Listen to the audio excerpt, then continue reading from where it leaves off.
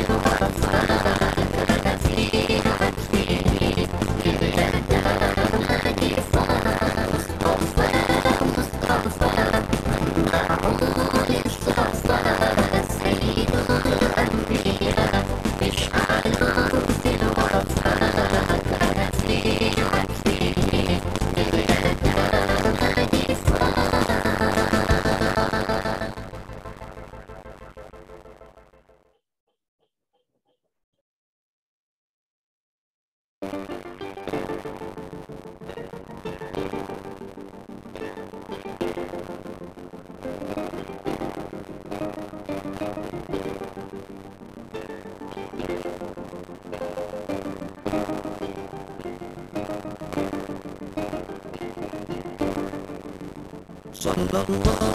wasallam ala nabi sayyidina Muhammadin wa alihi wa sahbihi ajma'in. Sallallahu wasallam ala nabi sayyidina Muhammadin wa alihi wa sahbihi ajma'in. Abdullah ayahnya Aminah ibundanya, Abdul Muttalib itu kakeknya, Abu Talib itu pamannya. Sallallahu wasallam ala nabi sayyidina Muhammadin wa alihi wa sahbihi ajma'in.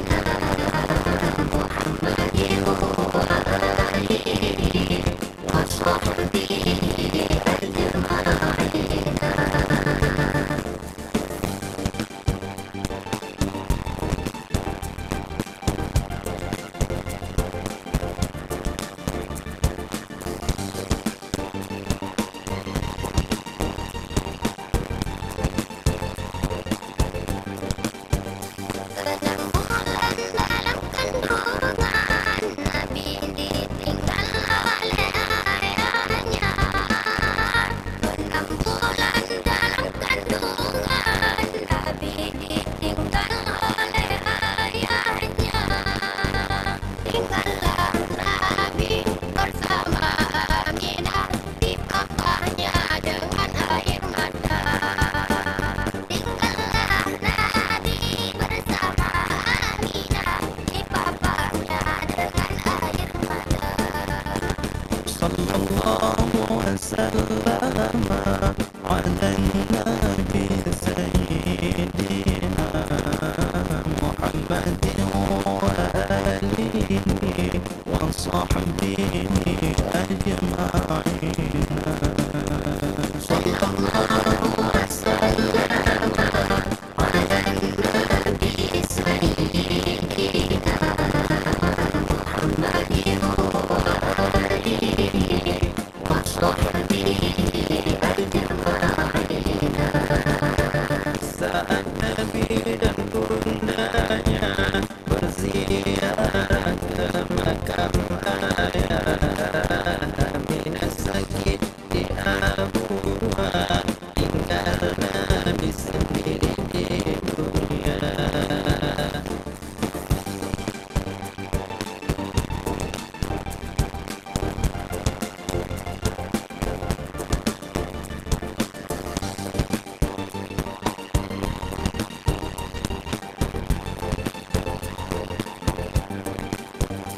Hidup tanpa orang tua, tapi akhlaknya sangat mulia. Hidup tanpa orang tua, tapi akhlaknya sangat mulia. Contoh tauladan semua insan jujur, amanah dan terpercaya. Contoh tauladan semua insan jujur, amanah dan terpercaya. Sallallahu wasallam ala nabi sayyidina Muhammadin wa alihi wa sahbihi ajma'in. Sallallahu wasallam ala nabi sayyidina Muhammadin wa alihi wa sahbihi ajma'in.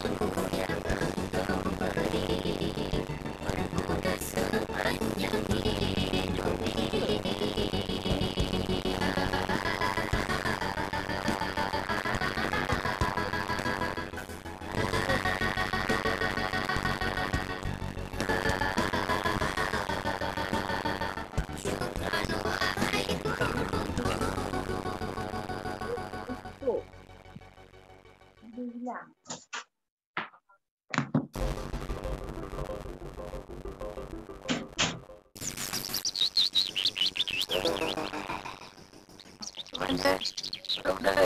Lewat mana? Gua Bang Andi.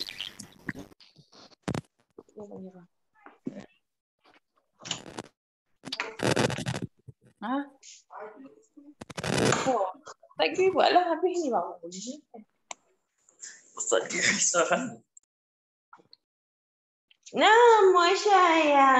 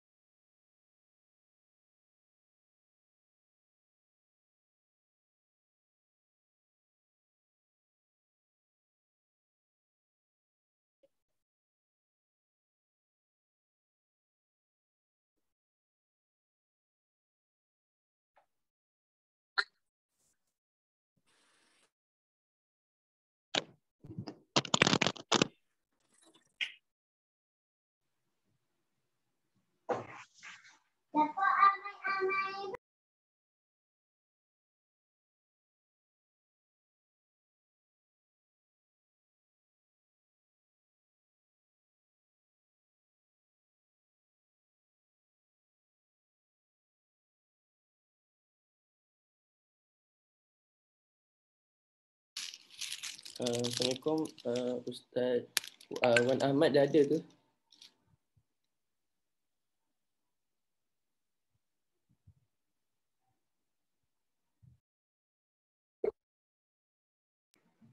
Assalamualaikum. Ustaz saya mula Ustaz. Ya. Bismillahirrahmanirrahim. Alhamdulillahirabbil alamin. Wassalatu wassalamu ala asyrafil anbiya'i wal mursalin wa ala alihi wa sahbihi ajma'in. Rabbi shrah li sadri wa yassir li amri wahlul 'uqdatam min lisani yafqahu qawli. Assalamualaikum warahmatullahi wabarakatuh. Bagi memberkati majlis ini, marilah kita membaca Ummul Kitab Al-Fatihah. Bismillahirrahmanirrahim. Alhamdulillahirabbil alamin. Ar-Rahmanir-Rahim. Maliki yaumiddin. Iyyaka na'budu wa iyyaka nasta'in. Ihdinas siratal mustaqim. Siratal ladzina ghairil maghdubi 'alaihim.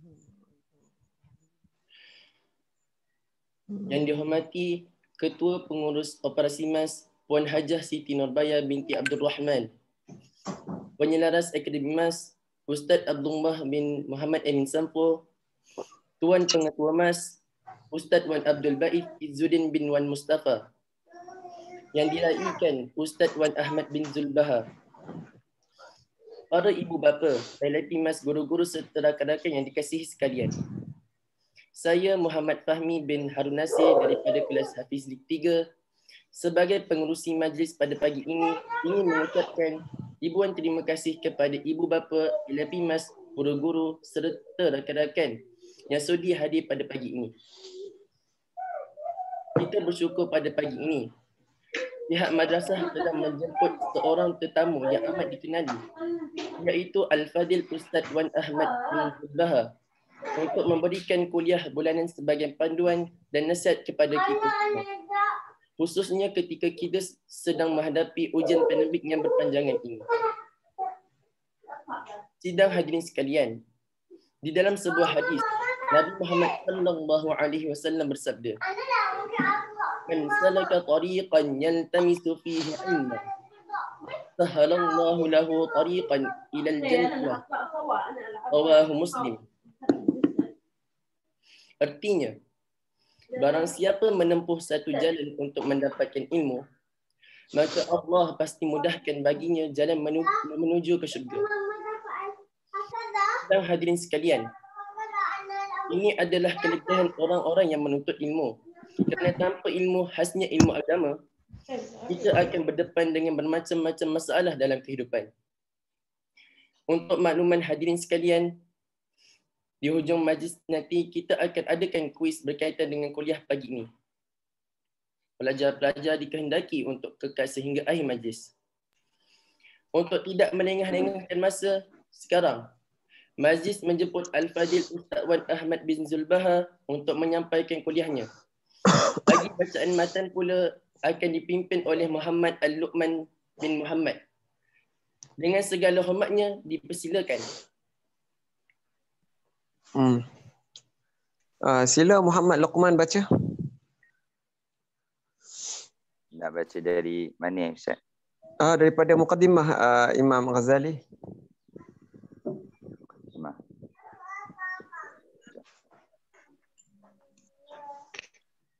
Muqaddimah penterjemahan. Bismillahirrahmanirrahim. Alhamdulillahi rabbil alamin. Wassalatu wassalamu ala Sayyidina Muhammad wa ala alihi wa sahbihi ajma'in.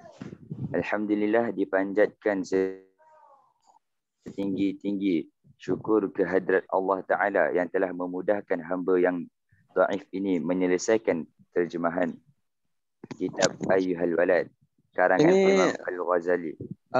Ini adalah muqaddimah penterjemah, tak silap. Oh, lain depan lagi. Muka surat 1 tak silap saya. Ada.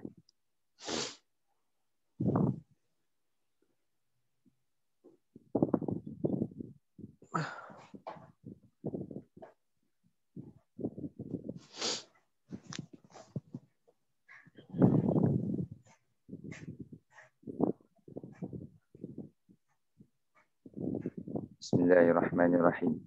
Berkata Imam Hujjatul Islam Abu Hamid Muhammad bin Muhammad Al-Ghazali At-Tusi rahimahullah ta'ala. Wahai anakku yang tercinta dan kekasih yang mulia, moga Allah Ta'ala memanjangkan umurmu dalam berbuat taat kepadanya, dan semoga Allah Ta'ala memudahkan bagimu untuk mengikuti jalan para kekasihnya. Amin. Ketahuilah olehmu bahawasanya apa jua cabang nasihat itu maka adalah berasal dari sumber kenabian, maksudnya dari Al-Quran atau hadis Rasulullah sallallahu alaihi wasallam. Oleh kerana itu, apabila telah sampai kepadamu suatu nasihat yang berasal dari sumber ini, maka perlunya lagi engkau kepada nasihat saya. Dan apabila masih belum sampai kepadamu suatu nasihat daripada sumber ini, maka sebenarnya ilmu apa yang telah engkau pelajari selama ini. Nasihat pertama. Baik, bismillahirrahmanirrahim. Waktu itu ialah kehidupan. Wahai anak. Boleh berhenti sekejap. Nanti kalau saya kata baca balik insya-Allah.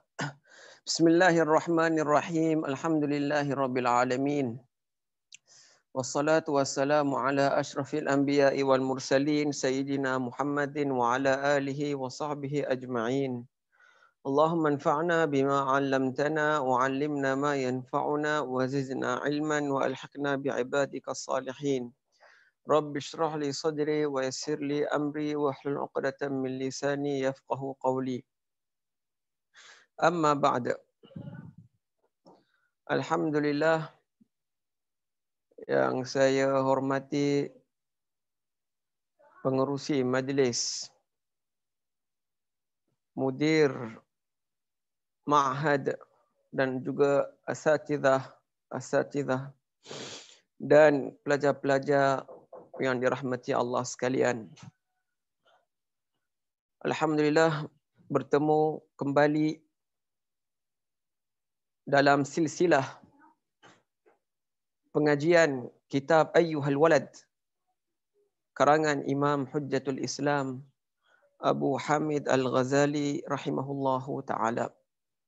Semoga Allah Subhanahu wa ta'ala berikan manfaat kepada kita semua dengan ilmunya dan madadnya dan nafahatnya dan rahmatnya. Ya Arhamar Rahimin. Baik, jadi kita dah mula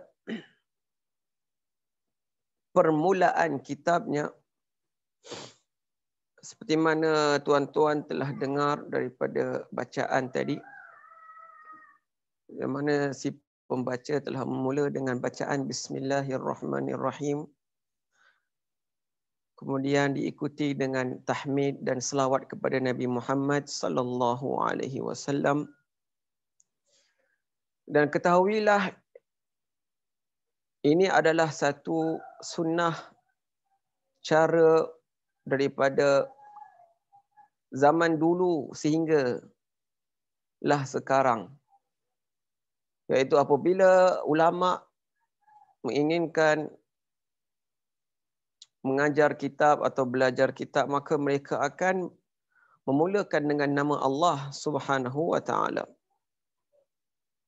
Nama Allah yang mana dengannya tidak ada perkara yang boleh memudaratkan, tidak di atas bumi dan juga di langit. Dan itu adalah satu doa yang telah Rasulullah sallallahu alaihi wasallam ajarkan kita. Dan saya yakin pelajar-pelajar pun baca wirid ni.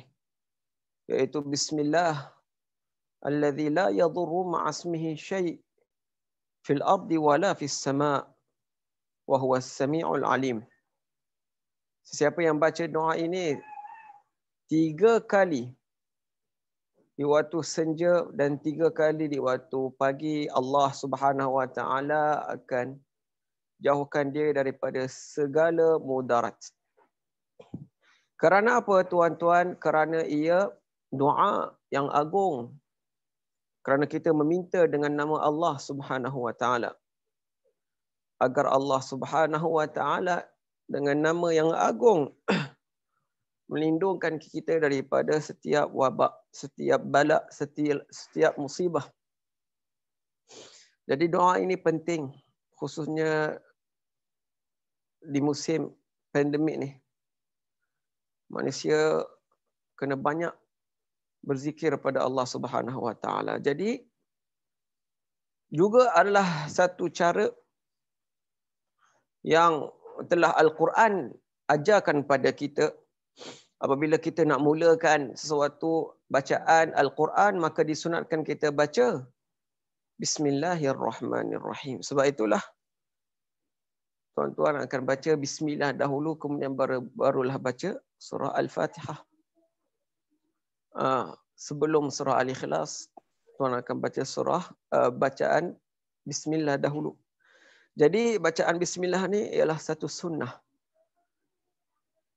Baik. 3 hadis yang mana Nabi SAW telah sabdakannya. Pertama tentang bacaan Bismillah. Dan kedua tentang bacaan Alhamdulillah. Dan yang ketiga tentang bacaan Zikrullah. Baik. Tentang bacaan Bismillah. Hadisnya berbunyi seperti kullu amrin dzibal la yubda' fihi bi bismillah fahuwa aqta'.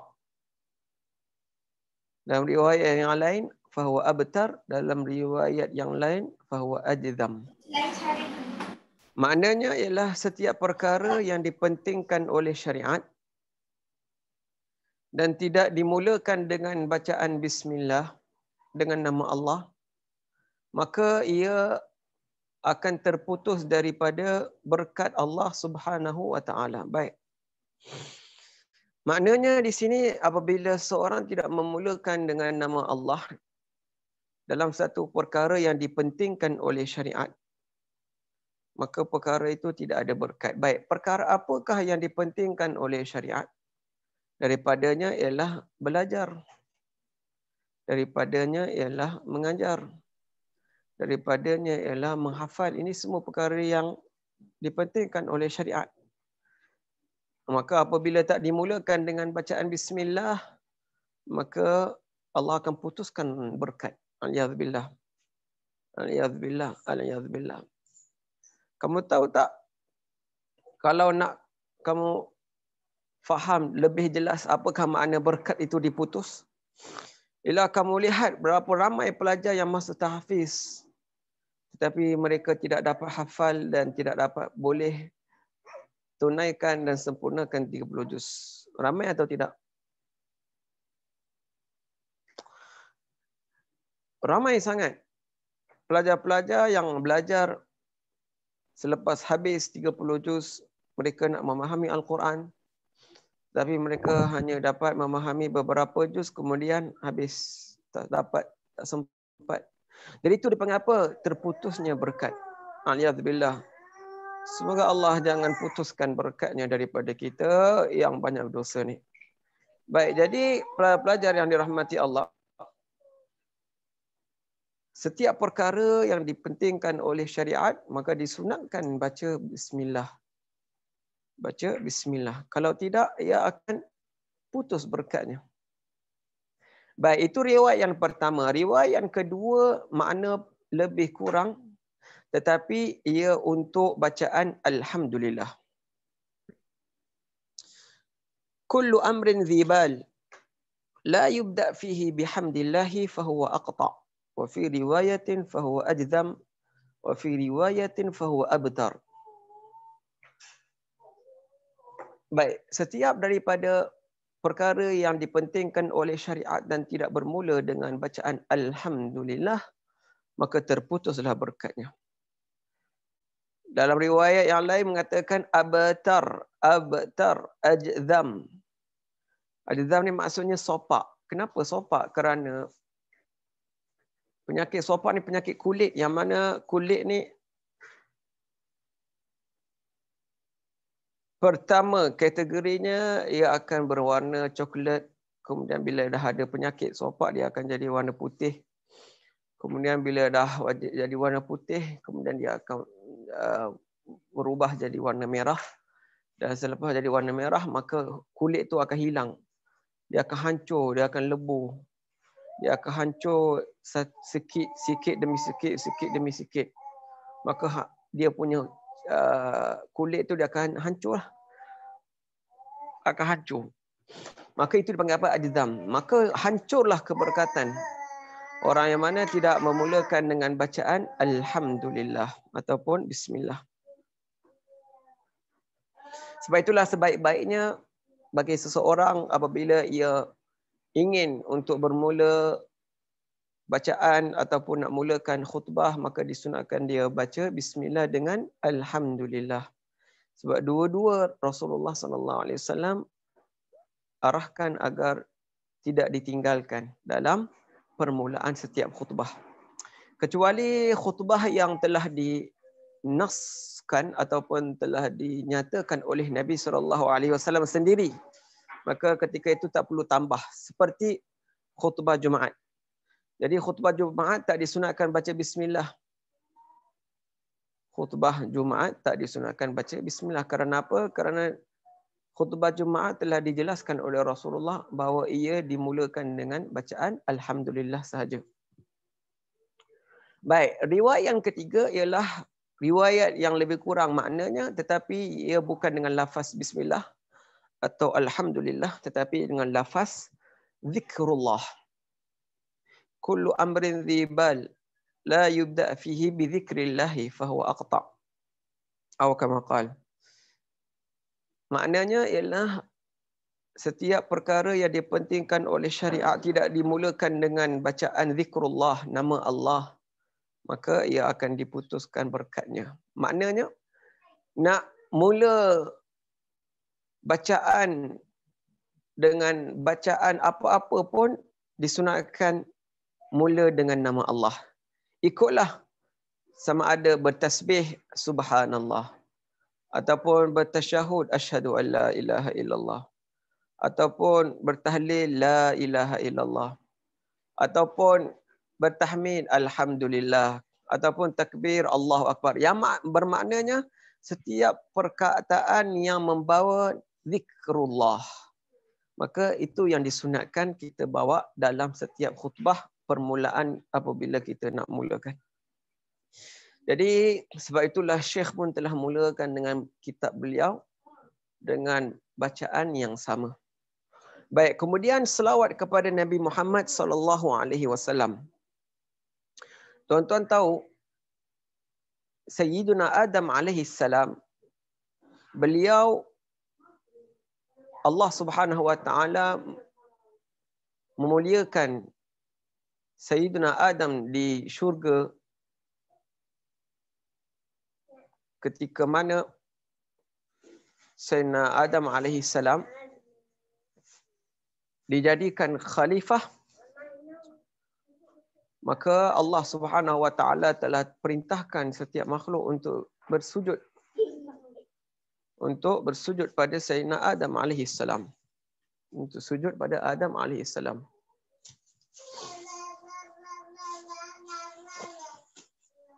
Tuan-tuan tahu arahan sujud yang Allah arahkan kepada para malaikat dan juga jin-jin ialah kepada setiap makhluk. Setiap makhluk. Dan arahan tersebut terjadi satu kali di syurga Allah Subhanahu wa taala. Baik. Sedangkan Nabi Muhammad sallallahu alaihi wasallam, Allah Subhanahu wa taala arahkan makhluk-makhluknya untuk berselawat ke atas Nabi Muhammad sallallahu alaihi wasallam bukan satu kali, bukan seumur hidup sekali, tetapi berterusan sehingga hari kiamat. Yaitu firman Allah, innallaha wa malaikatahu yusalluna 'alan nabi ya ayyuhalladzina amanu sallu 'alaihi wa sallimu taslima. Maka selawat yang Allah arahkan kepada makhluknya bukan hanya pada makhluknya, malah Allah sendiri mengamalkan arahan tersebut. Innallaha, malah Allah mulakan dengan zatnya sendiri dalam arahan berselawat kepada Nabi Muhammad sallallahu alaihi wasallam. Jadi bezanya arahan sujud Adam dan juga arahan selawat kepada Nabi Muhammad sallallahu alaihi wasallam yang berterusan bukan satu kali, dan juga Allah sendiri yang mengamalkan, bukan hanya makhluk, maka ia sangat beza dengan kemuliaan yang Allah berikan kepada Nabi Adam alaihi salam wa ala nabiyyina sallallahu alaihi wasallam. Sebab itulah tuan-tuan, selawat kepada Rasulullah adalah amalan yang sangat besar, sehingga ulama mengatakan bahawa berapa ramai ulama yang tidak mempunyai murabbi. Murabbi ialah seorang alim, seorang salik, seorang mursyid, seorang guru rohani yang membawa anak muridnya kepada Allah Subhanahu wa taala. Itu pelajar akan faham sendiri kenapa setiap perkara perlukan guru. Apatah lagi untuk seorang itu sampai kepada Allah Subhanahu wa taala. Dan bab ini insya-Allah kemudian kita akan ceritakan. Baik, jadi guru yang bermaknawi, guru mursyid, guru yang membawa anak muridnya kepada Allah Subhanahu wa taala. Maka guru seperti ini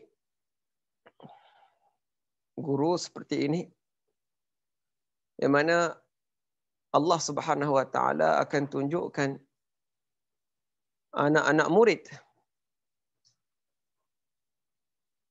yang berwasilah dengan mereka untuk supaya mereka kenal siapakah Allah Subhanahu wa taala? Siapakah Allah Subhanahu wa taala? Jadi berapa ramai daripada kalangan ulama yang tidak sempat berguru ataupun berbaiat ataupun menjumpai seorang guru mursyid, tetapi kerana mereka mengamalkan banyak selawat kepada Nabi Muhammad sallallahu alaihi wasallam, maka amalan selawat ini telah menyampaikan mereka kepada Allah Subhanahu wa taala. Itulah hebatnya amalan selawat ini. Sebab itulah disunatkan kita berselawat kepada Nabi sallallahu alaihi wasallam pada setiap khutbah. Dan itu juga ada dalam hadis. Itu juga ada dalam dalam hadis Nabi sallallahu alaihi wasallam. Nah, selawat yang terbaik ialah selawat Ibrahimiyah. Ketika Nabi sallallahu alaihi wasallam ditanya, "Ya Rasulullah, ajarkan kami cara untuk kami berselawat kepada kamu."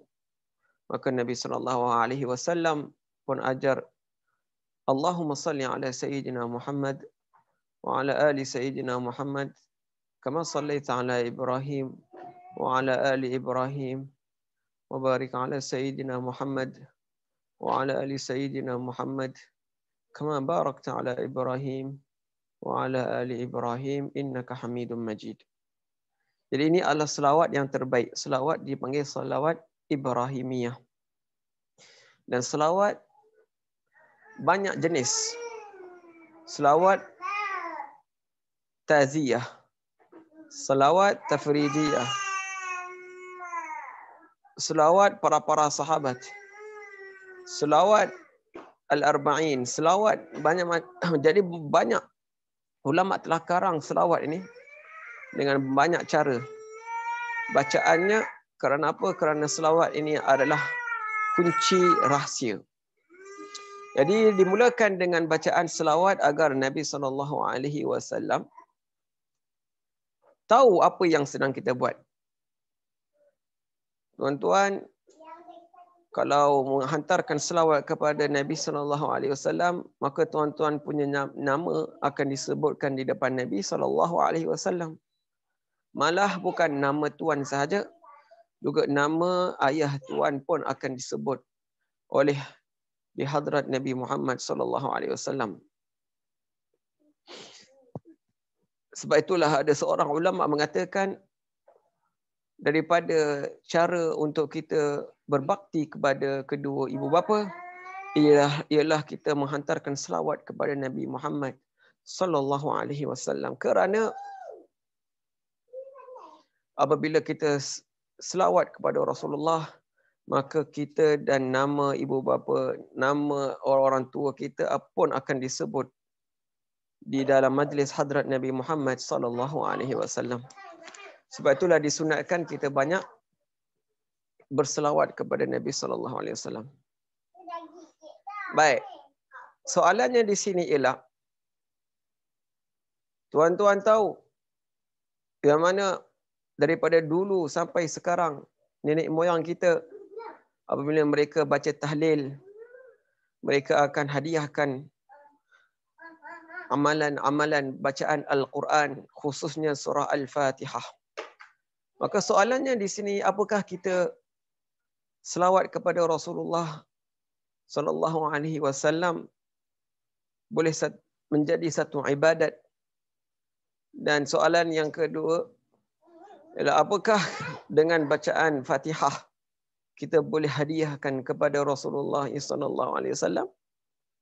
Dan pelajar-pelajar selalu baca ataupun dengar orang-orang tua kita dulu dalam tahlil, mereka akan hadiahkan bacaan surah Al-Fatihah pada ruh-ruh orang-orang yang dah meninggal, khususnya ahli keluarga. Dan juga mereka akan samakan dengan ruh Nabi Muhammad sallallahu alaihi wasallam. Maka jawapannya untuk kita yang bermazhab Asy-Syafi'i tidak ada masalah. Maka tidak ada masalah kalau kita nak menghantarkan hadiah pahala bacaan Fatihah dengan selawat kepada Nabi Muhammad sallallahu alaihi wasallam. Itu yang dikatakan oleh Asy-Syaikh Ad-Dihlan Al-Qudairi. Baik. Muqaddimah kitab Ayyuhal Walad.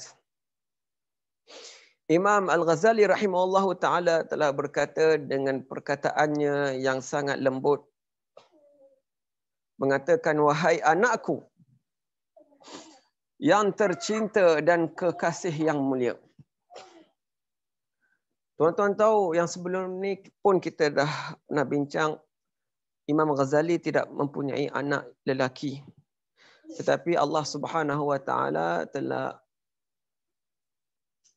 gantikan anak-anak muridnya yang berterusan dalam menyampaikan ilmu, kitab, rohani, zikir, tarikatnya sehinggalah sekarang. Jadi apabila beliau mengatakan wahai anakku, maknanya adalah anakku ialah dari segi anakku maknawi. Anakku ilmu.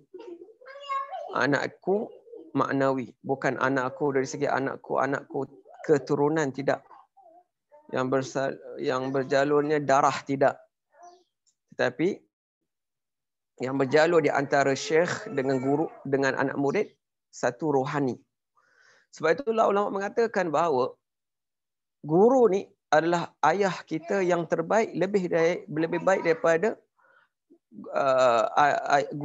lebih baik daripada ayah kita yang melahirkan kita. Kerana ayah kita yang melahirkan kita, mereka hanya memberikan nafkah yang zahir semata-mata, yang mana kita dapat tunaikan hajat duniawi kita di dunia yang sementara ini. Sedangkan guru kita ialah ayah kita yang berjalur dengan hakikat, kerana mereka telah berikan nafkah yang batin, yang mana dengan nafkah ini kita akan kekal hidup sehinggalah hari kiamat. Allah Subhanahu wa ta'ala firman, qul hal yastawi alladhina ya'lamun walladhina la ya'lamun. Katakan, sama ke orang yang berilmu dan orang yang tidak berilmu? Jawapannya tidak sama. Jadi apabila guru memberikan ilmu, maka guru itu telah menghidupkan anak murid tersebut dan menyebabkan anak murid tersebut akan hidup sehinggalah dia terbiak, membesar sehinggalah nur cahaya dia akan tersebar di seluruh dunia.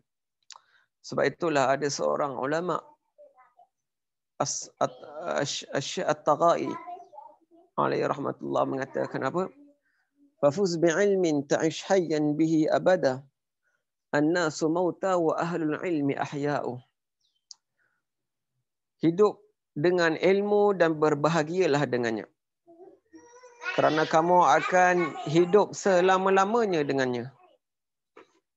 Ketahuilah bahawa setiap manusia adalah mayat, sedangkan orang yang berilmu adalah orang-orang yang hidup.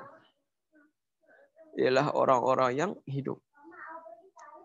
Jadi Imam Ghazali rahimahullah ta'ala bila mengatakan wahai anakku yang tercinta, anakku ialah maknanya anakku, wahai pelajarku, anakku yang telah terima daripada aku nafkah batin, iaitu ilmu ma'ani, ilmu ma'rifat, maka ia akan menjadi kekasih yang mulia. Sudah tentu ia akan menjadi kekasih yang mulia, kerana tidak ada lagi guru yang membenci anak muridnya. Itu bukan guru kalau dia membenci anak muridnya. Tidak ada dalam sejarah yang mana guru membenci pada anak muridnya. Tidak. Malah anak murid adalah orang yang termulia di sisi alim ulama. Di sisi alim ulama, orang yang termulia adalah siapa? Adalah anak muridnya. Malah ia boleh jadi lebih daripada keluarganya sendiri, kerana anak murid akan teruskan usaha gurunya, sedangkan keluarganya belum tentu. Sedangkan keluarga alim itu belum tentu. Maka Imam Ghazali rahimahullah ta'ala memanggil kita dengan anakku. Dan beliau doakan semoga Allah Ta'ala memanjangkan umurmu dengan dalam membuat taat kepadanya dan semoga Allah memudahkan bagimu untuk mengikuti jalan para kekasihnya. Ya benar Tuan. Seorang itu apabila dia beramal soleh tetapi dia tidak mengikut jalan para kekasihnya, takut-takut amalan tersebut tak diterima oleh Allah Subhanahu Wa Taala. Tuan-tuan tahu tak? Kekasih yang terbaik, kekasih yang tercinta oleh Allah Subhanahu Wa Taala ialah Nabi Muhammad sallallahu alaihi wasallam. Baik, qul in kuntum tuhibbunallah fattabi'uni. Jadi kalau kita nak cinta Allah, kita kena ikut Rasulullah sallallahu alaihi wasallam. Bila kita cinta Allah dan ikut Rasulullah, maka apa jawapannya? Yuhibbukumullah. Allah pun akan cinta pada kita. Sebab itulah sangat penting 3 perkara mengikuti cara sunnah Nabi SAW. Seperti mana Ibn Ar-Ruslan rahimahullah mengatakan, wa niyatun wal qawlu thummal amalu bighairi wafqi sunnatin la tuqbalu. Niat iaitu pertama. Kedua, amalan. Dan yang ketiga, pergaulan. Percakapan. Niat, percakapan dan perbuatan. 3 perkara ni apabila tidak menyamai dengan sunnah Nabi, syariat Nabi, arahan Nabi sallallahu alaihi wasallam, la tuqbalu, tidak akan diterima oleh Allah. Jadi sebab itulah Imam Al-Ghazali rahimahullah doa kan supaya pelajar dia ni yang dan juga pelajar-pelajar dia yang membaca kitab ini akan bersama dan mengikut cara jalan para kekasihnya. Baik. Di sini Imam Ghazali rahimahullah taala telah mendoakan kepada anak muridnya. Sedangkan ada beberapa jemaah mereka tidak doa dan mereka malas untuk berdoa. Malah mereka kata apa? Tak perlu doa. Inna lillahi wa inna ilaihi raji'un. Kenapa? Kerana mereka kata setiap perkara Allah Subhanahu wa taala telah takdirkan. Wa in min syai'in Allah Subhanahu wa taala firman apa? Wa ma nunazziluhu illa biqadarin ma'lum. Setiap perkara yang kami turunkan, rezeki-rezeki yang telah kami tetapkan, semuanya telah kami tetapkan takdirnya, kadarnya. Walau basatallahu rizqa li'ibadihi labaghaw fil ardi walakin yunazzilu biqadarin ma yasha. Jadi dengan kadar-kadar yang tertentu Allah Subhanahu wa taala telah tetapkan. Dan kita semua telah beriman daripada rukun-rukun iman, iaitu beriman kepada qada dan qadar. Jadi mereka yang mengatakan, yang malas nak berdoa, mereka kata Allah dah takdirkan setiap perkara jadi tak perlu lagi berdoa. Maka dalam riwayat Tirmizi, Nabi SAW telah jawab. Nabi telah jawab, beritahu kepada para sahabat bahawa doa kamu pun daripada satu takdir. Doa kamu pun daripada satu takdir. Doa kamu pun daripada satu takdir. Ya. Jadi setiap perkara Allah Subhanahu wa taala telah sambungkan, cantumkan dengan asbab, dengan tali asbab. Jadi daripada tali asbab yang Allah cantumkan dengan akhirat untuk umat Nabi SAW, malah bukan akhirat saja, dunia bahkan, ialah doa. Ialah apa? Doa. Dia tak mungkin kalau seorang tu dia nak makan, dia kata tak apa, Allah dah takdirkan dah. Allah dah takdirkan. Kalau aku makan, aku makan. Aku makan, makan. Makan, tak makan, tak makan, makan. Makan, tak makan, makan. Jadi orang macam ni, orang kita kata dia ni orang berakal kah? Orang yang seperti ini, apakah kita boleh panggilnya orang yang berakal? Tidak. Makanan dah diletak di depannya dan dia kata, tak apa, Allah dah takdirkan. Kalau saya makan, makan. Kalau saya tak makan, tak makan. Betul ke perkataan ni? Seorang pelajar boleh jawab saya. Betul atau tidak? Tidak. Tidak betul. Tidak betul. Sebab itulah kita ni ahli sunnah wal jamaah bukan al-jabariyah dan juga bukan al-qadariyah. Maknanya kita ni bukan batu dan juga kita ni bukanlah Tuhan. Kita bukan batu maksudnya kita tidak ada pilihan. Salah.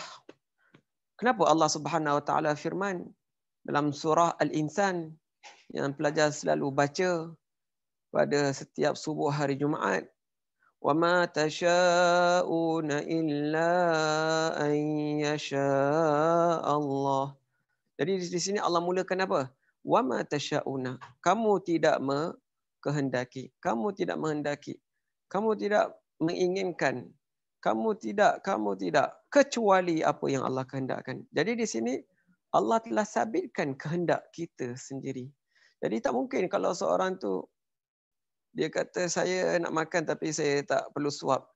Sebab apa? Sebab nasi itu dia akan terbang sendiri. Mana boleh? Tak masuk akal. Jadi Allah Subhanahu Wa Taala telah sambungkan asbab-asbab di dunia ini. Maka sesiapa yang nak menafikan atau nak memutuskan, maka dia bukan orang yang berakal. Begitulah juga daripada asbab-asbab ialah doa.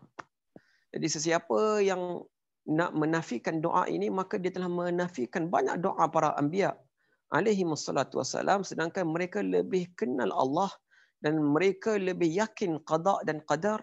Mereka lebih redha pada yang telah Allah tetapkan pada mereka. Jadi doa ini adalah satu sunnah. Doa ini adalah apa? Sunnah. Sebab itulah Allah Subhanahu Wa Taala firman, "Ud'u rabbakum tadarruan wa khufyah, innahu la yuhibbul mu'tadin." Allah tak suka pada kaum mu'tadin. Mu'tadin maknanya ialah melampaui batas kerana sombong sangat sehingga tak langsung minta Allah. Tak minta Allah langsung. Jadi itu dipanggil orang yang takabur. Jadi kita tak nak jadi orang yang seperti itu. Kita nak selalu minta doa pada Allah Subhanahu Wa Taala. Hari ini akhir-akhir zaman ni orang semua solat, alhamdulillah. Orang semua berzikir, alhamdulillah. Tapi nak angkat tangan tu 5 minit, 10 minit, itu memang kurang. Itu memang kurang. Malah berapa ramai hari ni bila habis dia salam terus bangun diri. Terus bangun, tak ada langsung tasbih, tak ada langsung apatah lagi doa. Jadi doa ni adalah mukhul ibadah, seperti mana dalam hadis Nabi SAW bersabda bahawa doa ini adalah kepala ibadat.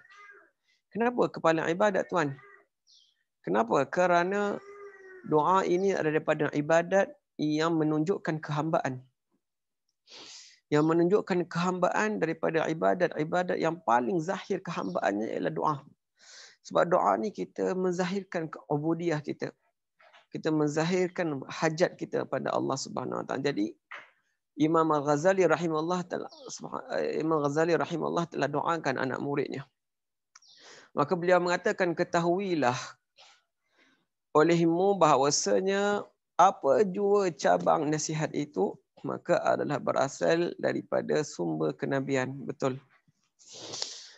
Itu dipanggil apa?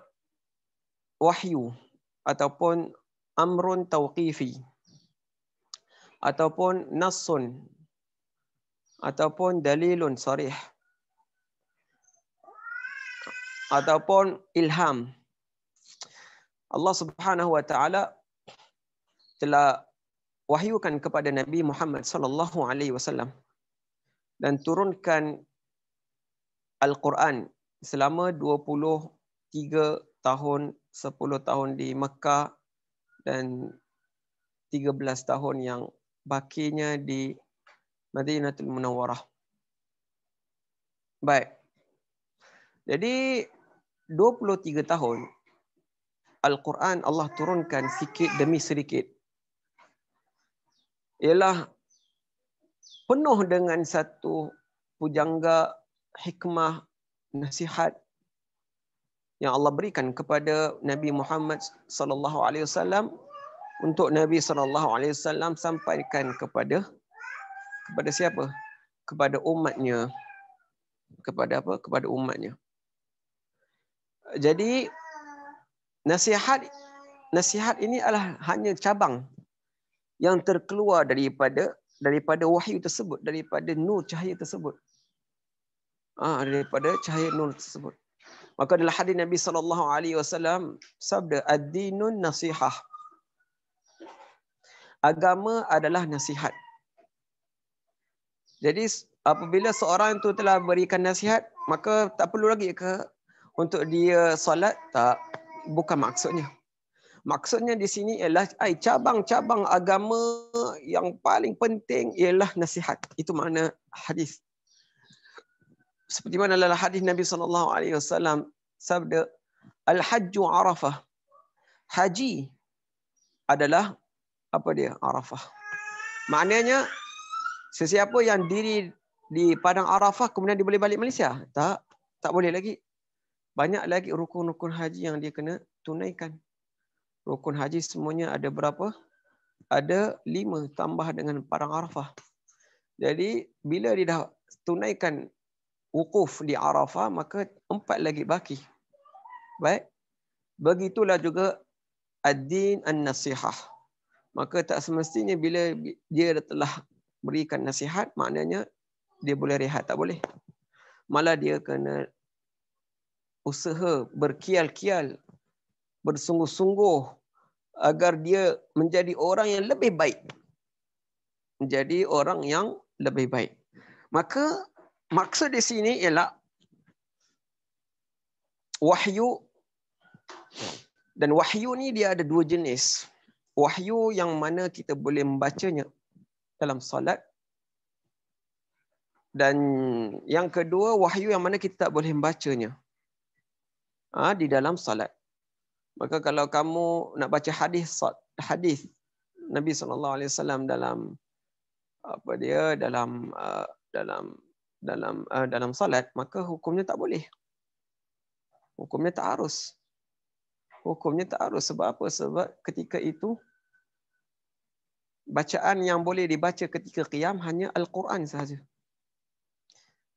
Sedangkan hadis pun adalah wahyu. Ya, betul. Tapi itu dipanggil wahyu tak dibaca. Sedangkan Al-Quran adalah wahyu yang dibaca. Kenapa? Apa bezanya? Ya, beza. Sentuh kertas-kertas yang ditulis hadis Rasulullah SAW tak perlu wuduk. Perempuan pelajar yang dalam keadaan haid, yang dalam keadaan darah najis pun boleh pegang kertas yang ada tulisan hadis-hadis Rasulullah SAW. Walaupun segi adabnya jangan pegang, tak boleh pegang. Tapi dari segi syariat tak ada masalah. Tapi dari segi adab memang tak betul, tak bagus. Tetapi dari segi syariat boleh. Tetapi Al-Quran tak boleh. Jadi beza. Wahyu yang dibaca dan wahyu tak dibaca. Maka itu Syekh kata, oleh kerana itu apabila telah sampai kepadamu satu nasihat yang berasal dari sumber ini, maka apa perlunya lagi untuk kamu mendapati nasihat aku. Jadi ini daripada tawadhu' Imam Al-Ghazali rahimahullahu ta'ala. Yang mana Imam Ghazali rahimahullah ta'ala satu hari dia ditanya untuk memberikan nasihat. Maka Imam Ghazali rahimahullah kata apa? Orang yang berikan nasihat ialah orang yang mana nisabnya dah penuh. Seperti mana orang yang mana dia telah sampai nisab duit harta zakat dia, maka bila dah sampai banyak dan mempunyai banyak duit, dah sampai kepada nisab, maka dalam satu masa yang ditetapkan oleh syariat, maka wajib untuk dia keluarkan zakat. Begitulah juga orang yang nak berikan nasihat ni. Mana satu masa dah sampai tahap yang mana kerana dah banyak sangat amalan dan kebaikan yang Allah berikan kepadanya, maka dia kena keluarkan sebagai zakat. Itu yang dikatakan oleh Imam Ghazali. Maka Imam Ghazali rahimahullah ta'ala dia jawab balik surat yang diminta untuk supaya diberikan nasihat. Dia mengatakan bahawa radhiyallahu anhu, bagaimana saya nak keluarkan zakat nasihat sedangkan saya sendiri tak penuh lagi kebaikan dan amalan baik, amalan bakti kepada Allah Subhanahu wa taala. Jadi pelajar-pelajar lihat perkataan Imam Ghazali ni. Di mana kalau dia merasakan diri dia tak layak untuk berikan nasihat kerana dia belum sampai lagi kepada nisab zakat ataupun belum sampai lagi kadar yang sepatutnya dia boleh keluarkan nasihat, maka bagaimana keadaan saya dan tuan-tuan?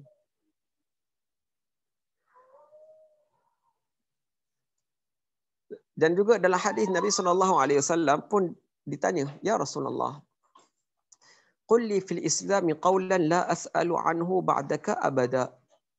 Ya Rasulullah, berikanlah aku nasihat yang mana aku tak perlu untuk tanya sesiapa lagi selepas engkau ya Rasulullah. Maknanya selepas Rasulullah dah tak ada, alaihi afdalus salatu wassalam, maka beliau tak perlu tanya sesiapa dah. Beliau hanya amalkan nasihat itu saja. Maka Nabi SAW jawab, ialah qul amantu billah thumma istaqim.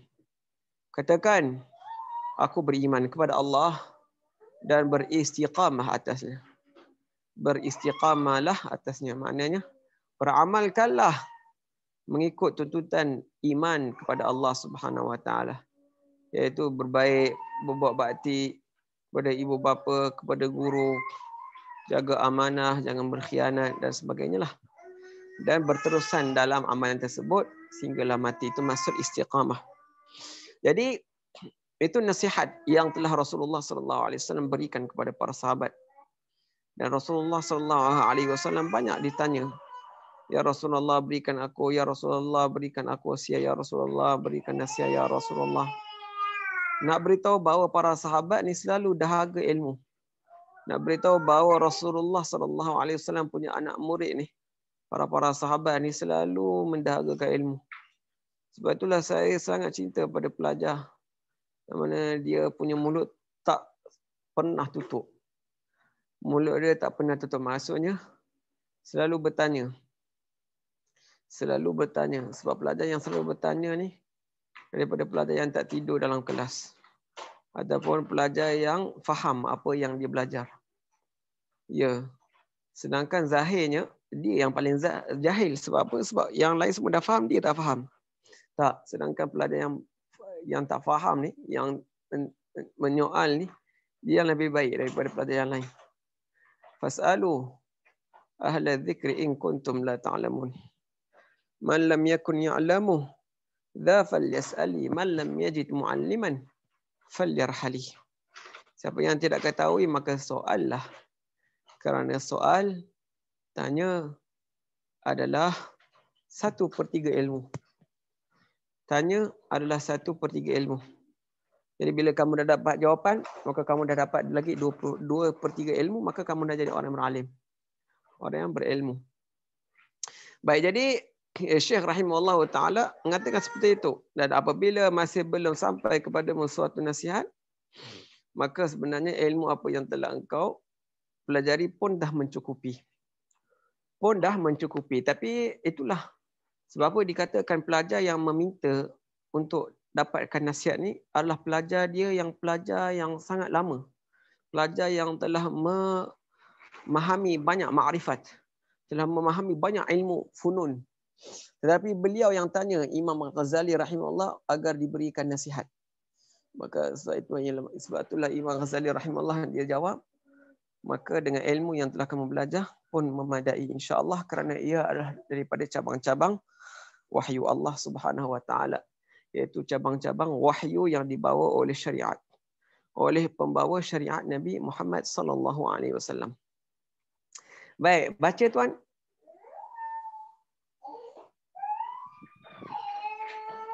Nasihat pertama. Waktu itu ialah kehidupan.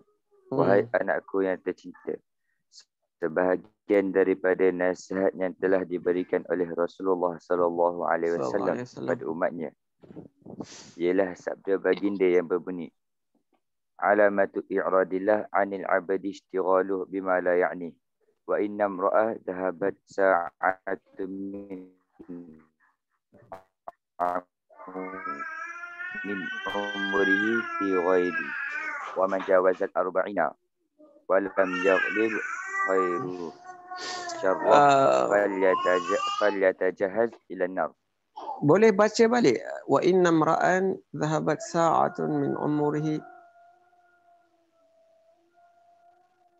Wa inna imra'an dhahabat sa'atu min umrihi fi ghair ma khuliqa lahu la jadir an tatula alaihi hasratu Ya.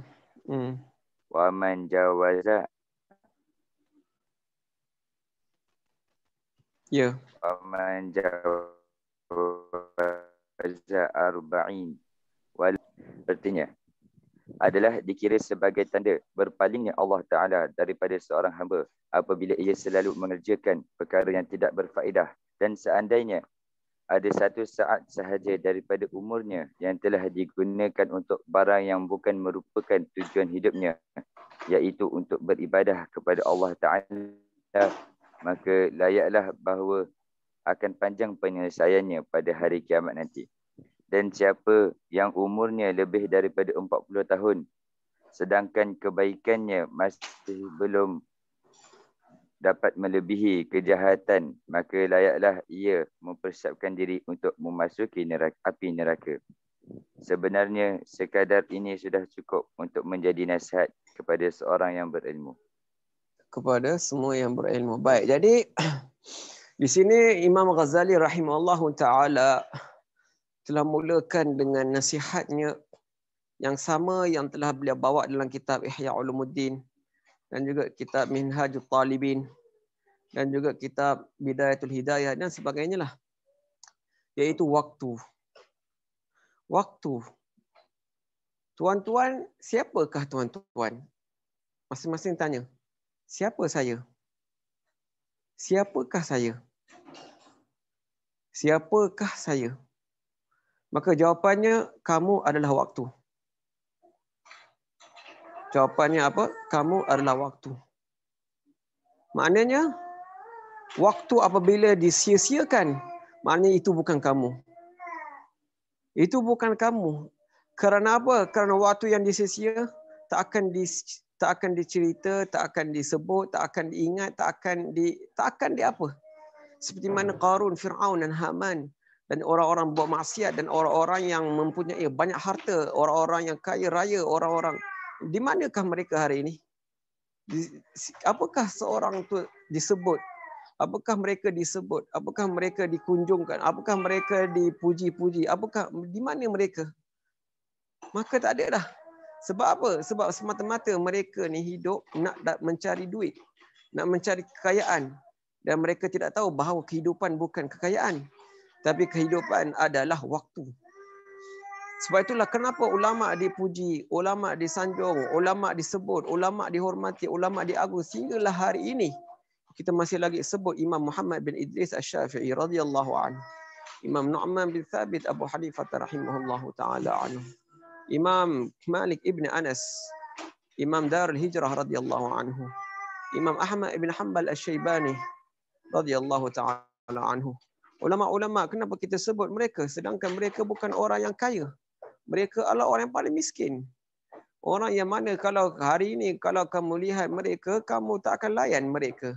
Sehinggalah kamu dengar percakapan mereka dan kamu baru kenal bahawa mereka ni adalah alim ulama. Itulah alim ulama dahulu. Mereka bukan dikenali dengan paras mereka, dengan baju mereka, tidak. Malah mereka sangat-sangat jauh daripada paras yang kita fikirkan, yang kita yang kita bayangkan. Tak sama. Langsung tak sama. Jadi itu alim ulama. Kenapa? Kenapa mereka disanjungkan? Kerana mereka faham hidup adalah waktu. Waktu mereka telah diamankan, telah digunakan dalam perkara yang baik, perkara yang sangat-sangat yang terbaik, iaitu menuntut ilmu, belajar ilmu, memanfaatkan manusia, berikan manfaat, dapatkan manfaat. Dan Itu yang menyebabkan Allah Subhanahu Wa Taala agungkan alim ulama ni. Allah angkatkan darjat mereka. Sebab itulah waktu. Sebab itulah belajar di madrasah kan. 7 hari. 5 hari belajar, 2 hari cuti. Okey. 2 hari itu hakikatnya memang tak ada apa. Maksudnya memang tak dikira. Kecuali kalau memang betul-betul pelajar ni dia belajar sehingga hari Sabtu, Ahad pun mereka gunakan waktu untuk supaya menghafal dan belajar dan mengajar dan merajaah dan menghafal dan mengulang dan sebagainya lah. Maka itu dikira. Kalau tidak semata-mata main dan sebagainya maka tak dikira. Jadi waktu adalah hidup kamu. Kamu sendiri adalah waktu. Kamu tanpa waktu tidak ada kamu. Jadi waktu adalah sangat penting. Sebab itulah Syekh radhiyallahu taala anhu berikan dalam hadis Nabi SAW mengatakan adalah dikira sebagai tanda berpalingnya Allah Taala daripada seorang hamba apabila ia selalu mengerjakan apa? Perkara yang tidak berfaedah. Itu mengapa perkara yang lara, alhamdulillah. Perkara yang lara, ya dari segi syariat ia adalah harus. Tapi ia daripada batasan ataupun dia nak dekat pada batasan Allah. Kenapa? Dia adalah bukan perkara yang haram, tetapi dia jauh daripada haram. Tapi walaupun dia jauh daripada haram, dia tak sangat jauh. Sebab ia bukan perkara yang sunnah dan perkara wajib. Kalau wajib adalah batasan yang lebih jauh daripada batasan haram. Kalau sunnah pun adalah batasan yang jauh daripada batasan haram. Tapi kalau batasan harus tak. Batasan harus ni ia adalah dekat pada makruh dan makruh dekat pada haram. Sebab itulah ramai orang yang buat perkara yang harus, yang mana dia kata halah tak ada masalah. Dan satu hari dia tak sedar dan tanpa sedar dia sedang buat maksiat. Kalau pelajar-pelajar tak percaya saya, pelajar lihat diri sendiri ataupun kawan. Yang mana dulu mereka hanya main game saja. Akhir-akhirnya apa yang mereka buat? Mereka main judi. Betul atau tidak? Sebab itu adalah satu batasan. Batasan yang mana batasan harus dia dekat dengan makruh. Dan makruh batasannya ialah batasan makruh dekat dengan khudi. Akhriji min famnya. Batasan makruh dekat dengan haram. Jadi perkara yang lara ni sangat bahaya. Sangat bahaya dan sangat bahaya. Baik, kemudian dan seandainya ada satu saat sahaja daripada umur yang telah digunakan untuk perkara yang tidak ada apa-apa tujuan hidupnya. Maksud tujuan hidupnya ialah tidak ada faedah akhirat ataupun faedah dunia. Maka apa akan terjadi? Layaklah bahawa akan panjang penyelesaiannya di hari kiamat nanti, dan siapa pun yang umurnya lebih daripada 40 tahun sedangkan kebaikannya masih belum dapat melebihi kejahatannya, maka layaklah dia mempersiapkan dirinya dalam masuk neraka. Baik, tuan-tuan tahu ini perkataan seperti mana yang dikatakan oleh beberapa ulama, diriwayatkan oleh Imam diriwayatkan oleh Imam Al-Firdaus Ad-Dailami radhiyallahu anhu. Jadi diriwayatkan beberapa daripada perkataan hadis yang kau baca tadi, iaitu riwayat daripada sahabat Sayyidina Ali radhiyallahu taala anhu. Dan juga ada lagi beberapa perkataan daripada perkataan yang sama ni, nasihat yang sama ni tentang waktu ni, ia juga daripada perkataan Sayyidina Junaid Al-Baghdadi rahimahullahu taala. Jadi tidak ada masalah ketika Imam Ghazali rahimahullah mengatakan Rasulullah bersabda sallallahu alaihi wasallam, kerana ia daripadanya ada perkataan yang diriwayatkan oleh Sayyidina Ali, dan Sayyidina Ali radhiyallahu anhu akan meriwayatkan perkara ini daripada Rasulullah sudah tentu. Sebab apa? Bagaimana Sayyidina Ali boleh tahu apabila orang itu dia lebih umur 40 tahun, kemudian kebaikan dia lebih kurang daripada kejahatan, bagaimana dia boleh masuk neraka? Sedangkan perkara itu adalah wahyu dan perlukan wahyu daripada Nabi SAW. Maka tidak ada masalah apabila Rasulullah mengatakan, Imam Ghazali mengatakan ia adalah hadis Nabi Muhammad SAW. Dan kenapa bagi orang yang 40 tahun, maka dia kena siapkan neraka kerana tidak ada alasan lagi. Itu maksudnya. Sebab apa? Sebab bila orang tu bila dah umurnya 40 tahun, maknanya dah banyak sangat masa yang telah Allah berikan kepada dia. Maka masih lagi kalau dia berlara ataupun dia masih lagi kejar dunia dan sebagainya, maka tidak ada alasan bagi dia. Bermaknanya tidak ada lagi alasan bagi dia kalau dia buat apa-apa kejahatan. Sebab apa? Sebab orang kalau umur 30 lebih, 20 lebih, kamu tahu kan? Orang yang umur muda ni, dia perasaan dia lain tahu daripada orang-orang yang tua. Dia nak main futsal, dia nak main badminton, dia nak main macam-macam. Dia nak main macam-macam. Jadi perkara lara tu memang banyak. Sehinggalah bila dah sampai 40 tahun tak ada dah. Sebab itulah para anbiya alaihi salatu wassalam diutuskan sebagai nabi umur 40 tahun sebab waktu tu dah matang.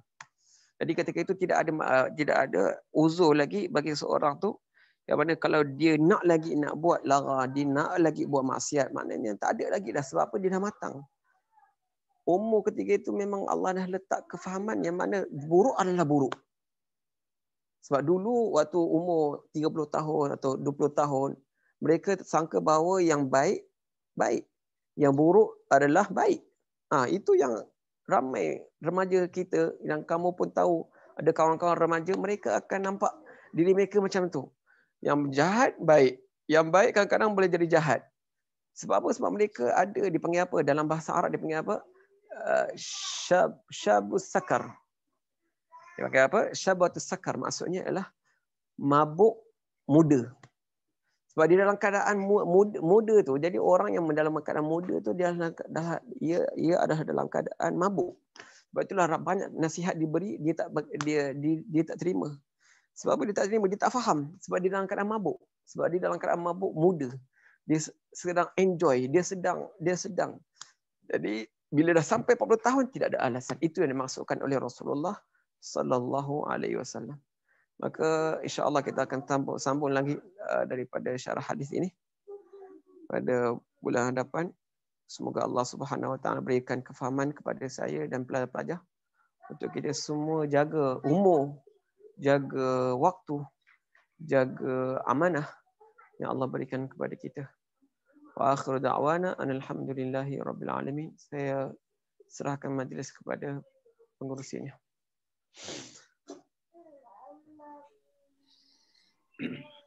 Nun di sana indahnya kota, kota bersih dijaga sentiasa.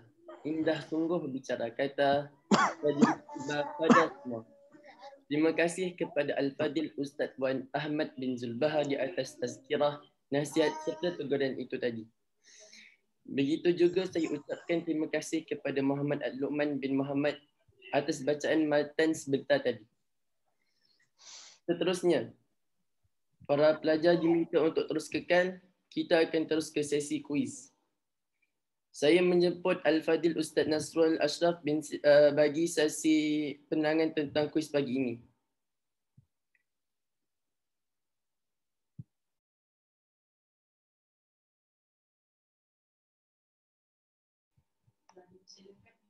Dipersilakan Ustaz Nasrul.